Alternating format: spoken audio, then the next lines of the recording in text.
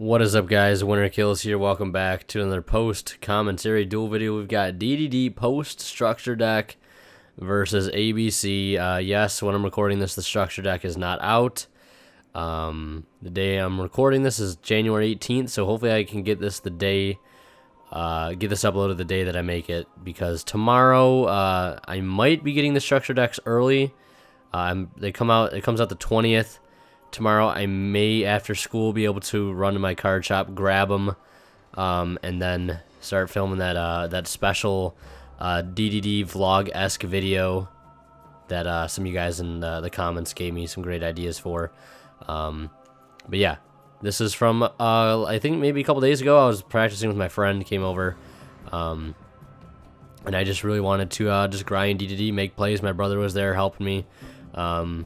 I would look at my hand a couple of times and be like, I have no plays, and then he would, like, be like, you just do this and that, and then do this, and then I'm like, oh, I did have a play. So there's still a lot I got to learn, and the grind is going to be even more real once the structure deck is finally in my possession, because, folks, it's going to be total world domination. Once I get those real cards in my hand, that sweet, fresh cardboard, oh, I'm telling you, nobody... No one, not any locals, not any regionals, no one's going to get in my way. Nobody. Going to be the top DDD player on YouTube in real life. Maybe not real life. But no one, I mean nobody, is going to be better than me. Okay? I may suck at a lot of things in Yu-Gi-Oh! But there's one thing for sure. I'm going to try my best to grind DDD. And if I fail, well, oh well. But that's the plan. Just know full well that is the ultimate goal for me to actually, like, be really good with this deck, because it's like a huge change up for Mermail. Gonna finally be not completely retiring Mermail, obviously. I'm not getting rid of the deck. Just I'm switching what deck that I play at pretty much every tournament that I will go to. So it's gonna be a big shift in play style, and it's like a new deck to play, and it's gonna be really refreshing. And so yeah, that first turn board of Hexblood, Nightmare probably could have been Trish, Crystal Wing, Hexblood, 38, and Valgrinan. Excuse me, could have been that field, but excuse my poor playing. No, it might have been. I don't know, but and just recently, I know I'm not on topic for what's going on in the video here, but just listen. Some of you may already know this. I finally got confirmation on what the rarities are for most of the cards in the structure deck. There's that Solemn Strike there, summoning out Zephyros. Gonna take a poke at his Set Castel. Nightmare could not be more of a clutch card in this deck. It honestly is one of the most important Xyzs in my opinion, actually. But to get back to what I was saying, rarities for Lamia and Hexblood are super rares, and I think Beowulf and the other level 8 Dragon Ruler-esque Pendulum guy, Demise King, I think his name is, he will also be an ultra rare. So Lamia and Hexblood are supers, which I was kind of hoping Hexblood would be an ultra, but we'll take a super rare, so long as it's just not common. And I don't know if we're getting any new contracts, and Nightmare will book the ABC Buster Dragon. I don't know if he could have tagged out. I don't think tagging out would have done him any much good, but just decided to scoop it up after that. He'll end up going first. I love going first with the deck. The only way I feel safe playing this deck is if I go first. Gotta go first, set up a big board. Because if I go second, most likely I'm not going to be able to do any of that, because I'm going to get interrupted by trap cards. I'm going to get interrupted by a Buster Dragon. I'm going to get interrupted by counter traps. I'm going to get interrupted by everything, and my plays are just going to fall flat. And I'm not going to be able to play Yu-Gi-Oh. You know, I'm not about not playing Yu-Gi-Oh. I'm all about playing this cardboard game. About making these pieces of cardboard do what they're meant to do. There's that Brilliant Fusion. Got a Bujinti Tsukiyomi with the Brilliant Fusion engine. It's already looking pretty good to be pretty strong first turn. Union Hanger, 2-set back row. Setting obviously those 2 cards for a good reason. Doesn't want to lose them to obviously to Bujinti Tsukiyomi's effect. Summoning out Seraphonite. And I think this is where I was asking him because like in the regular audio I was like, what was the point of making the Seraphonite? Because he doesn't get to use its extra normal summon. Obviously he gets the extra light engrave for Buster Dragon, but you know, it doesn't really provide any point to an extra normal summon. But I guess that's like why a lot of ABC decks, I mean, I won't say a lot because I don't know what all the ABC decks are doing right now. I don't keep up with ABC. I could give a shit less about ABC, to be honest with you. But Foolish Burial seems like a great card in the deck. You open it, it's one extra piece in your graveyard. I think it would be a decent choice, but that's just me. Here you'll see me, Foolish Burial Farfa. Farfa, I absolutely love Farfa in the main deck. It can brick sometimes, but if you got one for one, if you got Twin Twister, it comes in great to remove a lot of cards. MST, I go for the Union Hanger on effect activation for when he brings back the pieces. Making sure I use Swirl Slime to revive your boy Copernicus. I've been making sure in a lot of my combos that I try to bring out Lamia without using its effect as many times as possible, because that's how you make the biggest fields. That's how you make your Alexander. That's how you make your Crystal Wing.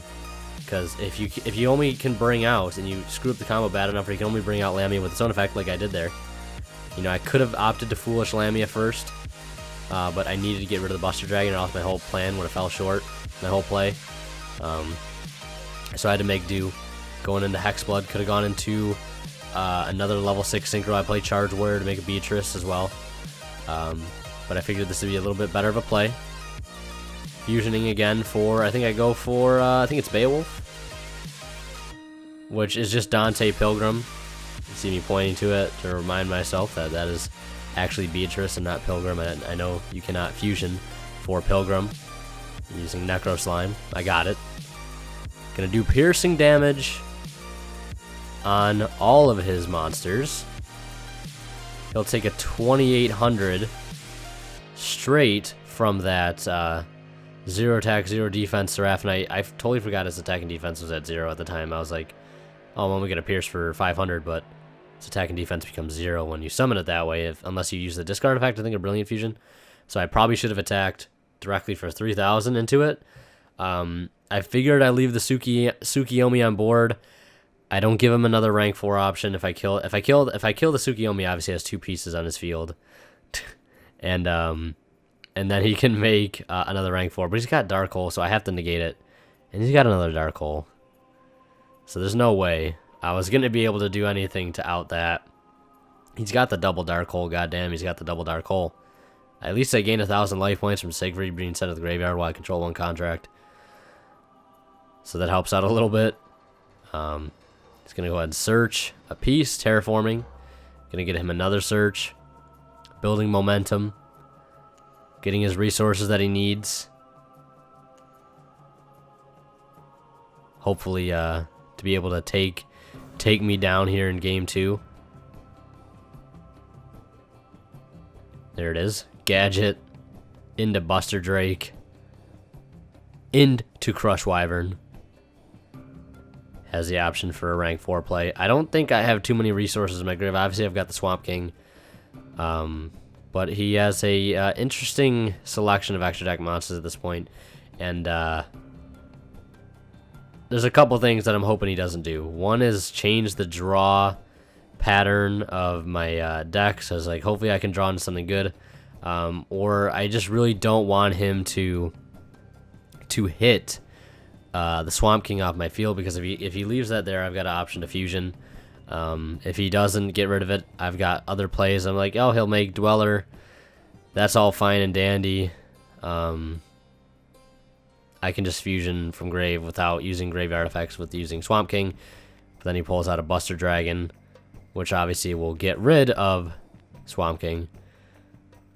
He'll Dweller, and then I'll go to use Swamp King, and then he'll get banished. Drawing into the Vanity's Emptiness. Not the time I wanted to see that card. I was really hoping I would draw into... I think Kepler is the one card I wanted to draw into. I think that would have been my best bet, but even then I don't think that would have been my best bet, in all honesty. So we're going to go to game 3. We actually recorded a game 3 already, but it wasn't recording for some reason. I did end up winning that game 3, but we have to go into do another game 3 anyways. That's why that Trish is on top of my extra deck, because we played out a whole game 3, where I ended up winning that game 3, and it didn't record, so he's like, fuck it, let's just redo our game 3, and this is the aftermath. So we got Genghis, Copernicus coming down, sending none other than Lamia. Lamia is the bread and butter of this deck. If you're not playing 3 Lamia, don't talk to me. Don't even talk to me. If you're not playing 3 Lamia, you gotta wake up. You gotta get a grip. You really gotta get a grip. Really. I mean, in my personal opinion, I think 3 Lamia is the way to go. If you want to play 2 Lamia, go ahead. See how you like losing games. I don't know. I don't know what I'm talking about. I don't know what's into me right now. There is the Swamp King coming down, getting rid of Copernicus and your boy Kepler for Diark, using the Necro and Genghis Engrave to again go for another fusion summon.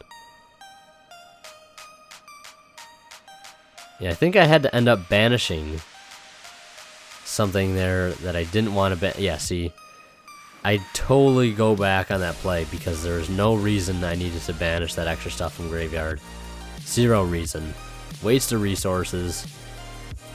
Absolute waste of resources. So I opted to put the Necrosign back with the Genghis. They just do not need it. I could have made what, a Beowulf into the Genghis. Well, that doesn't mean nothing. So I was like, you know what? I'll just save it. If he wants to go into Rhapsody and Berserk, he can go into Rhapsody and Berserk to get rid of him, but I'm not wasting them on my own, so nothing really else that a Genghis or a Beowulf is going to do me defensively. Figure with the Dark, it's obviously going to help me gain life points, and the Siegfried obviously going to do what Siegfried does best, and that's negating face-up spells and traps. Till the next standby phase. See, the one thing about Siegfried that irks me, and it's going to irk me, I think, for as long as I play the deck, is he's kind of like Mizuchi in a way. There's the Solemn Warning. Because if you Solemn Warning, if you stop the Tsukiyomi, you stop the entire play. You're like, why didn't you wait for him to summon Buster Dragon? Like, no. The one thing about ABC is if you hit the Tsukiyomi, they literally have no way to make a Buster Dragon if they cannot make Tsukiyomi. Now I'm overwhelming the entire field, going for the OTK. He's got a set Dark Hole, couldn't use it, too afraid to because I got Siegfried. So he's going to scoop up, I take game 3, no problem. DDD, victorious here in the alphabet matchup, ABCD. Except you say D 3 times because it's much better. But anyways, guys, I hope you enjoyed this post-commentary duel video.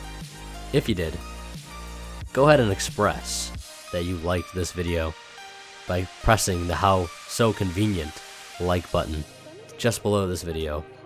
That'd be greatly appreciated. Leave a comment too. Anything. So long as it's not random gibberish, you know? Leave a comment, suggestions. Guys, be looking out for the DDD structure deck release day vlog / deck building special extravaganza. Be on the lookout for it. It's going to be hype. It's going to be dope. It's going to be awesome. I cannot wait to sit down with the real in-hand cardboard and put this deck together myself. It's going to be amazing.